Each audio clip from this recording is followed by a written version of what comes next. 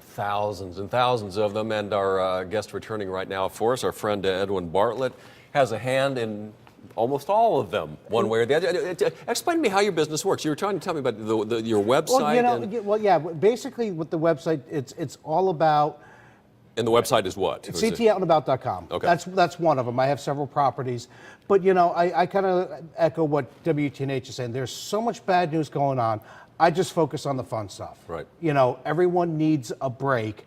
And up until I started, you know, the events calendars, you might see 50, 20, maybe if you're lucky, 100 events. That's not good enough. There's 200 to 300, 400 events on Saturday or a Sunday during the summer. Yeah. Let's tell everyone where they're at. Let's get Connecticut moving. Let's, you know, support our economy. Since moving here, I have been very impressed with the vibrancy of the music community in Connecticut. It's Yes. really both headliners and grassroots level music. We talked a little bit before about all the concerts on all the greens everywhere. Going to be specific here. The second annual Mystic Blues Festival. Tell me about that. Okay, Mystic Blues Festival goes on. It takes place at Mystic Village, at Mystic Seaport. So it's a great venue, and it's 3 days of all types of blues. Like, for instance, Friday night, we were talking about, most people don't think of the Spin Doctors as a blues band. Because of that one single they had exactly, a few years back. but now they have a blues album, so they're supporting it. On Friday night, 8 to the Bar, who's been a Connecticut icon for 35 plus years, will be joining them. Saturday, yes, I have a cheat sheet. That's the first time most people have seen me. And we're taking a look at some of your performers here as that's well. Christine Nolan, a good friend of mine, Rebel Montez. They will be co-headlining with Johnny Winter. We were talking about Johnny. Johnny Winter.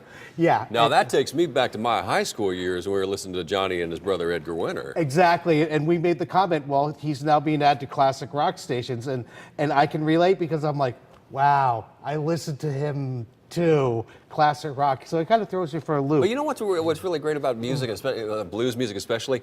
There are a lot of things you do in life, ballet dancing, sports, you just can't do them very well into old age.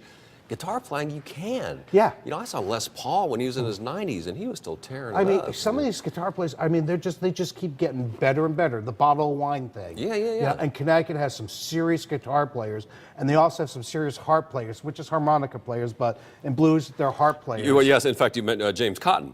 James Cotton, who absolutely. I believe has but the harpoon right before going James Cotton is, in my opinion, one of the top 3 harp players in Connecticut, Ryan Hart and the Blue Hearts.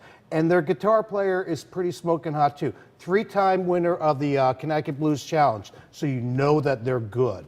These are just opportunities for people to get out, get their feelings out, express themselves, you know, feel the music. That's really what the blues is all about. Yeah. And as you mentioned earlier, it covers such a range of types of music. Yeah, I mean, there's so many different types of blues. And, you know, Stevie Ray Vaughan played the blues. And people are like, no, Stevie played the blues. He played the blues, and he is missed to this day. Absolutely. Now, this is also promotes the Center for Hospice Care. Exactly. So it's music with the cause. Great music for a great cause. All right. Let's put up the details, Edwin, real fast here. Mystic Blues Festival, June 27th. To June 29th, in other words, next weekend. Yep, absolutely. Kicking off Friday at 5 p.m. at the Mystic Seaport. At the Mystic Shipyard. There you have it. Now, I understand there's fireworks in store as well. Oh, yes. Actually, tonight is the first of the big shoots in Bradford. And for the next 3 to 4 weeks, there are going to be a ton of shoots. But the most important thing to remember at fireworks is first, they wait till around dusk, a little bit after dusk. So I don't post any times, and no one really does because it depends day to day.